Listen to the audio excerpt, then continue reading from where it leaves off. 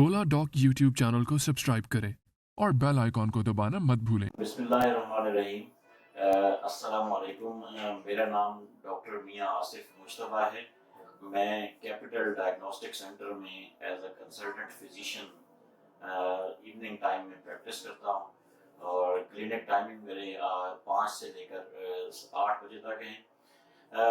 मेरी basically speciality जो है वो जनरल मेडिसिन है। जनरल मेडिसिन में बहुत सारी जो कॉमन डिजीज़ आती हैं उनमें शुगर है, ब्लड प्रेशर है, फालिज के मरीज़ हैं, कलेक्टिव टिश्यू डिसऑर्डर्स के मरीज़ हैं और इसके अलावा जितनी भी फेफड़ों की बीमारियां हैं जैसे ट्यूबरकुलोसिस है और लंग्स का कैंसर है।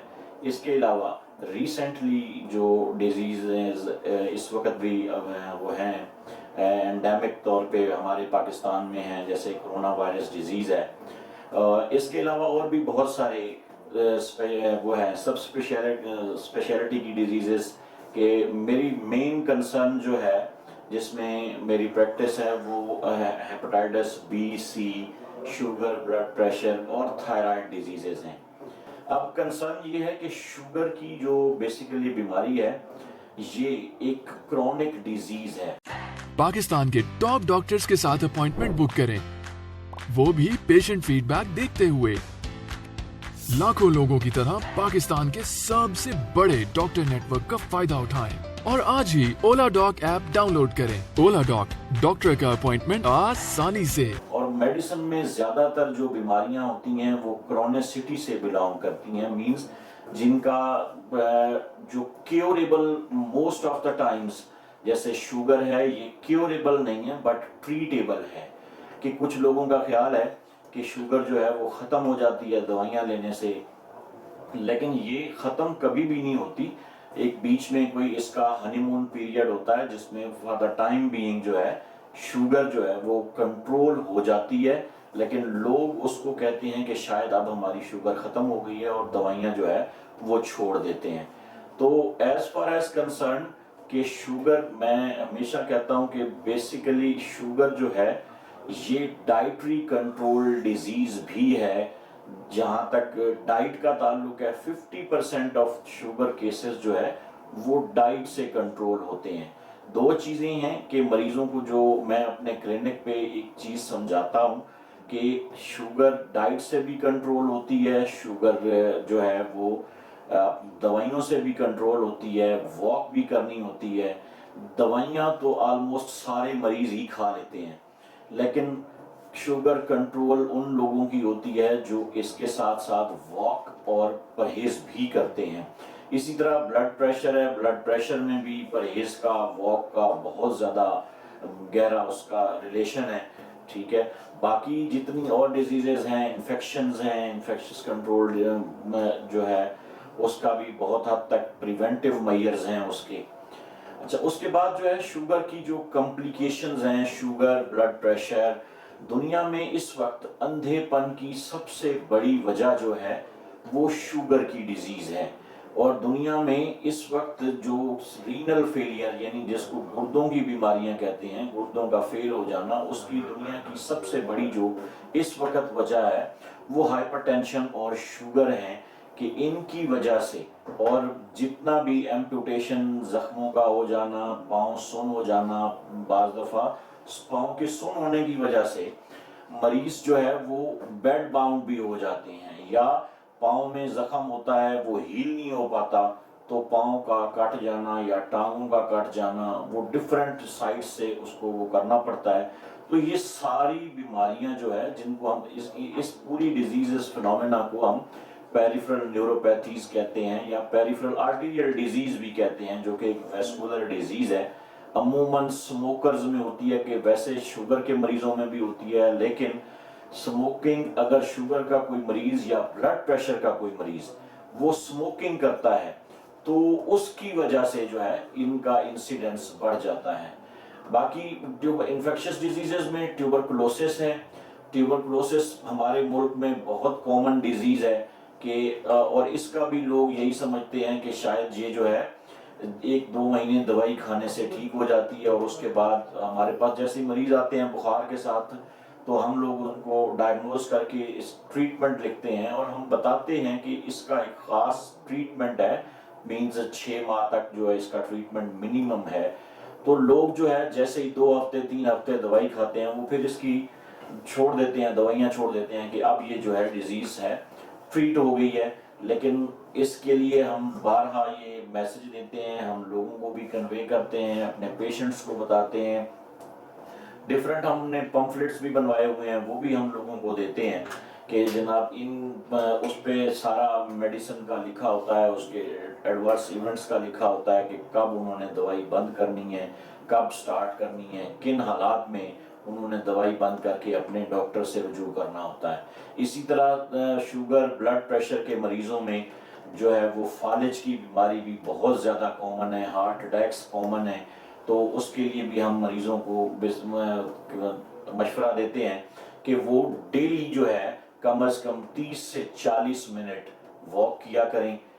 30 سے اور ہفتے میں 5 دن جو ایک سٹینڈرڈ گائیڈ لائنز ہیں کہ یہ 30 سے 40 minute once daily and 5 days a week جو ہے یہ واک کرنی ہے. اس کے بعد ڈائٹری موڈیفیکیشنز ہیں، کولیسٹرول جو ہے اس میں چکنائی کی جتنی بھی چیزیں ہیں ان کا کم استعمال اور نمک کا کم استعمال جتنا. اور بعض دفعہ لوگ جو ہے وہ نمک بالکل بند کر دیتے ہیں، تو بالکل بھی بند نہیں کرنا لیکن اس کا استعمال کم کر دینا ہے، ٹھیک ہے. تو اس کے علاوہ باقی جتنی ڈائٹری موڈیفیکیشنز ہیں، ویٹ ریڈکشن جو ہے دی اٹ موسٹ امپورٹنٹ، کہ بلڈ پریشر کے حوالے سے یا شوگر کے حوالے سے. شوگر کے حوالے سے ہم ایک کہتے ہیں ایبڈومینل اوبیسٹی.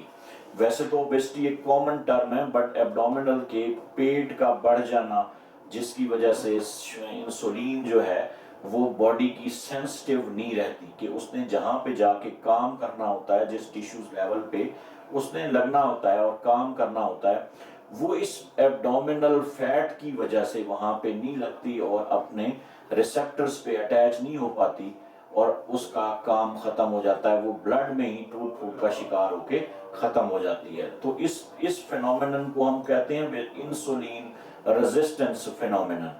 تو اب دیکھا یہ گیا کہ جن لوگوں کی ایبڈومینل اوبیسٹی تھی ان کو اگر شوگر نہیں تھی تو they develop sugar and they develop after that blood pressure. تو اسی جیسے جیسے ہم کسی مریض کو ویٹ ریڈکشن کا کہتے ہیں تو اس کی دوائیوں کی مقدار ویٹ ریڈیوس ہونے کے ساتھ ساتھ دوائی کی مقدار میں بھی کمی آنا شروع ہو جاتی ہے، اور اسی طرح ویٹ ریڈکشن کے ساتھ ساتھ انسولین لگانے کی مقدار بھی کم ہونا شروع ہو جاتی ہے. کرونا وائرس جو کوریڈیائی فیملی سے اس کا تعلق ہے. اب یہ پچھلے تقریباً 1 سال سے ہمارے پاس جو ہے وہ یہ ڈیزیز موجود ہے. لاسٹ ایئر بلکہ 2019 کے دسمبر میں یہ چائنا سے سٹارٹ ہوئی اور ہمارے ملک میں اس کا کوئی 21 مارچ کو شاید ہمارے پاس جو ہے پہلا کیس رپورٹ ہوا تھا 2020 میں. اور اس کے بعد یہ اتنی واسٹ ڈیزیز ہو گئی کہ اس کی پہلی لہر پھر دوسری لہر اور اب اس وقت جو ہے ہم تیسری لہر سے گزر رہے ہیں. اور یہ تیسری لہر جو ہے وہ پہلی دونوں کی نسبت بہت زیادہ ڈینجرس ہے. اس کے متعلق صرف میں اتنا کہوں گا کہ prevention is better than cure, کیونکہ یہ وائرل ڈیزیز ہے اور ابھی نئی ہے، تو ابھی تک وائرل ڈیزیز اس کا کوئی علاج اس وقت موجود نہیں ہے، ڈیفینیٹیو علاج موجود نہیں ہے. تو پریونشن میں جو ہے آپ نے ماسک لگانا ہے، ہر حال میں ماسک. آپ ایون گھر پہ بھی ہیں، میں تو اکثر مریضوں کو یہ کہتا ہوں کہ سونے کے علاوہ باقی جس بھی ٹائم آپ جہاں بھی موجود ہیں تو آپ لوگ ماسک لگائیں. اور ماسک سے کم از کم یہ ہوتا ہے کہ ایکٹیو پیسو دونوں طرح کی جو ہے اس کی پریونشن ہو سکتی ہے کہ آپ اگر خدا نہ خواستہ کسی پیشنٹ کو کووڈ ہے، یعنی آپ کو کووڈ ہے، تو آپ اگر ماسک پہنیں گے تو دوسرے لوگ پریونٹ ہو جائیں گے. اگر دوسروں کو ہے اور آپ کو نہیں ہے تو آپ ماسک پہننے سے اپنے آپ کو بچا سکتے ہیں. ہینڈ سینیٹائزیشن جو ہے بہت ضروری سٹیپ ہے کہ 20 سیکنڈ کے لیے منیمم آپ نے ہینڈ سینیٹائز کرنے ہیں. ہم لوگ کلینکس میں جیسے ہی مریض دیکھ کے فارغ ہوتے ہیں تو ہم فوری طور پہ ایک مریض کے بعد اپنے ہینڈ سینیٹائز کرتے ہیں، ماسک لگاتے ہیں، شیلڈز وغیرہ ہم لگاتے ہیں. تو اس کے لیے کیونکہ اس کا آج کل مورٹیلٹی ریٹ پھر بڑھ رہا ہے. اس وقت ہمارے پنڈی میں بہت سارے ہاسپٹلس جو ہیں جن کے وارڈز تک بھر گئے ہیں اور بیڈز بھی اویلیبل نہیں ہیں. کئی لوگ جو ہے آکسیجن پہ ہیں اور ڈیلی کے ہمارے پاس پھر وہی 2500 3000 کیسز رپورٹ ہو رہے ہیں. اور کل پچھلے 2 دن میں مور دین 100 اگین ہمارے پاس اس کی ڈیتھس ہو گئی ہیں. تو خدا را پریونٹیو میئرز لیں, اپنے گھروں میں رہیں, ماسک پہنیں, ہینڈ سینیٹائز کریں, خود بھی بچیں, اپنی فیملی کو بھی بچائیں. اور اپنے یعنی خود اگر آپ بچیں گے تو آپ نے شام کو گھر جانا ہے, اپنے بچوں کے ساتھ رہنا ہے, اپنی فیملی کے ساتھ رہنا ہے. تو اگر آپ پریونٹیو میئرز لیں گے تو آپ کے بچنے کے ساتھ ساتھ آپ کی فیملی بھی بچی رہے گی. بہت بہت شکریہ. جزاکم اللہ خیر.